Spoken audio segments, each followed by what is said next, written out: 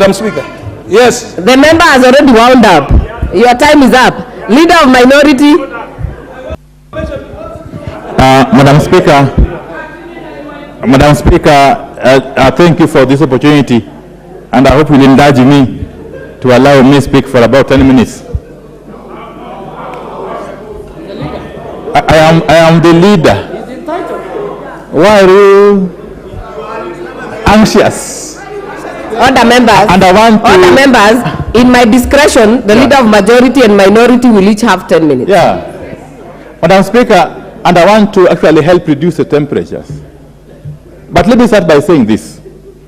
That sometimes when I sit here and listen to members speak, I really get amazed. You know, Madam Speaker, I have seen members right from the 11th Parliament who are then very supportive of these kind of atrocities by the police.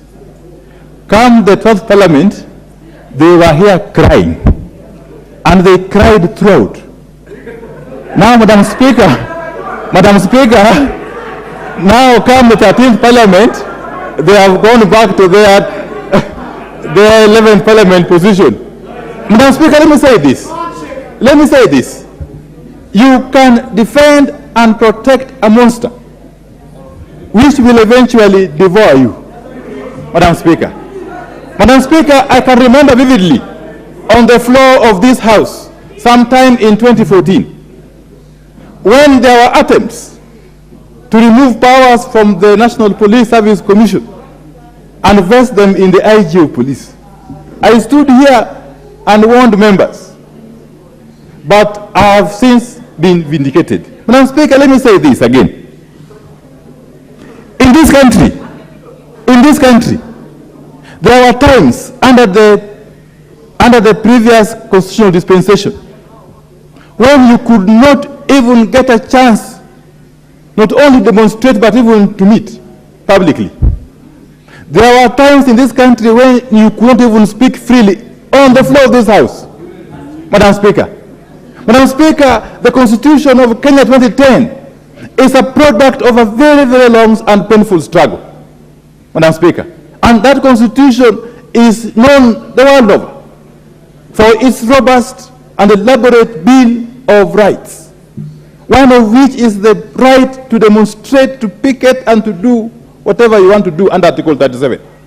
Madam Speaker, no authority or no person has got the power to suspend the operation of Article 37 of the Constitution. Madam Speaker, let me say this, that in this country, it has now become commonplace that demonstrations of whatever kind, especially the ones that are currently underway, are always peaceful until and unless the police intervene with brute force. That is a fact. Madam Speaker, and let me also say this, and if you care to listen, please listen to me. Madam Speaker, it will be a very sad day if our country were to be allowed to slide to the status of those failed states that we know of. And why do I say so? Madam Speaker, as we speak, and I'm speaking from a point of knowledge, Madam Speaker, as we speak, there seems to be parallel commands in the police service. There seems to be parallel command structures in the National Police Service because of all the persons who have recently been killed. Nearly all of them have been killed by officers, first and foremost in plain clothes. Secondly, they seem to report to nobody, Madam Speaker. But thirdly, they seem to be part of a militia which has been enlisted to rain terror on a helpless citizenry, Madam Speaker. If we allow this culture of militia, culture of goons, culture of thuggery to permeate the National Police Service, which we support, Madam Speaker, we shall be setting very dangerous precedents. What is out of order? Member for Dagoretti South.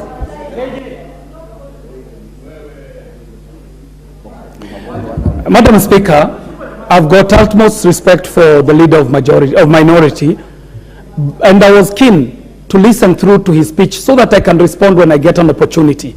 However, it would be wrong for the leader of majority to misguide this house, and also the leader of minority to misguide this house by giving information that is not true.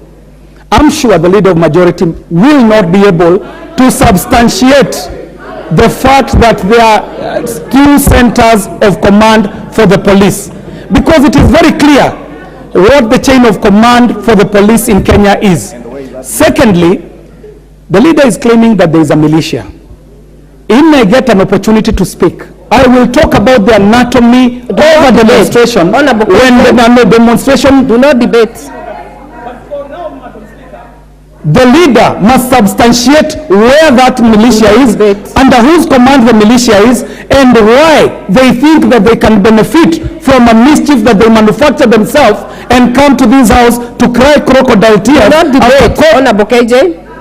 That is a point of debate. Madam Speaker, I said from the outset that I will try to be very, very cautious and temperate in my address. Madam Speaker, it is not for me to investigate militia.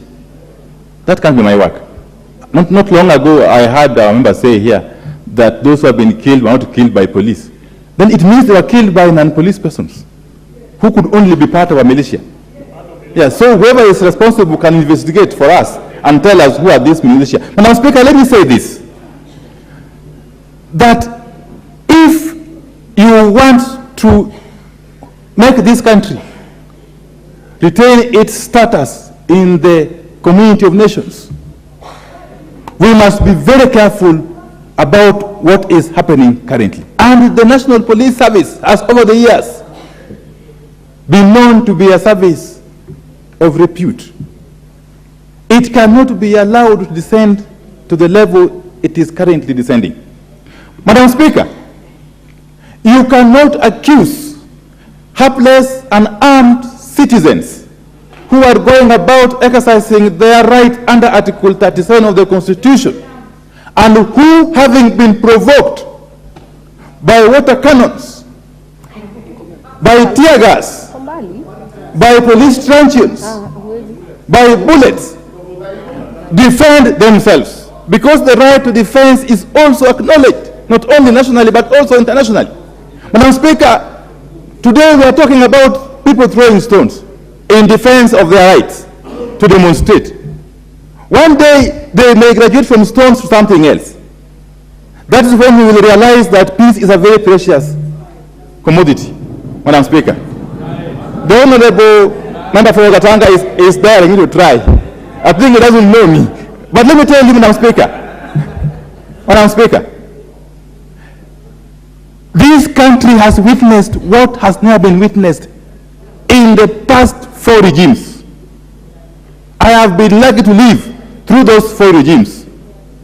Madam Speaker, the kind of brutality that has been meted out on innocent and armed citizens in the last couple of months is unprecedented.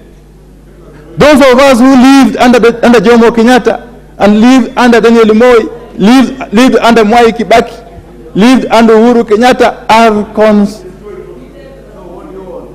are amazed at the kind of brutality that is being encouraged by officialdom. Madam Speaker, I said yesterday, and I want to repeat it today here, that you may gloat, you may be happy that this injustice is being meted against your so-called opponents. Yes. But tomorrow the same injustice will be meted against you. And I can tell you again that however long it takes, the authors of these atrocities, the givers of command, the commanders of these atrocities, the planners of these atrocities will have to be held to account. Madam Speaker, it might take 10 years, it might take 20 years or 30 years or even 100 years, Madam Speaker. We know of people who have been tried and convicted posthumously, Madam Speaker. And that will happen one day. So for us, therefore, to move forward as a country, the issues the people are demonstrating against are not about Raila Odinga.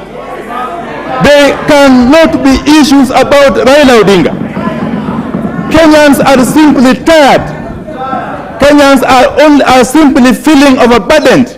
Kenyans are simply feeling pushed to the wall by unjust taxes, by punitive taxes that have been imposed by this regime. So Kenyans are in their right to demonstrate against those unjustified taxation measures. And that is what Kenyans are doing. They will do it today, they will do it tomorrow, they will do it tomorrow part one, and they will do it up next year, whether Raila Odinga is involved or not. And therefore this unnecessary obsession with one Raila Odinga must stop forthwith. Don't be overly obsessed with Raila Odinga. Deal with the problems that we have in the country.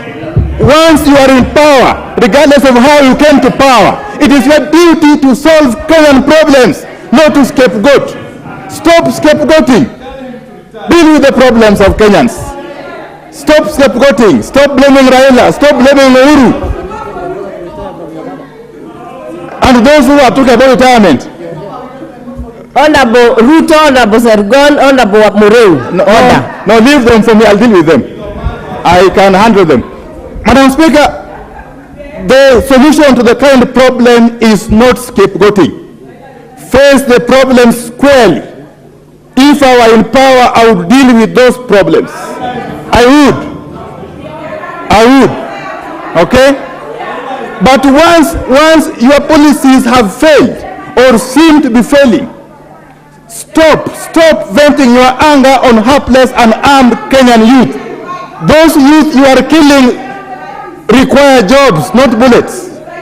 Those youth that you are killing using the police and the militia require jobs that you promised them. Stop killing them. That is the message Kenyans are sending to you, Kenya Kwanza, Madam Speaker. And that message will be sent to you whether Raila Odinga is involved or not, Madam Speaker.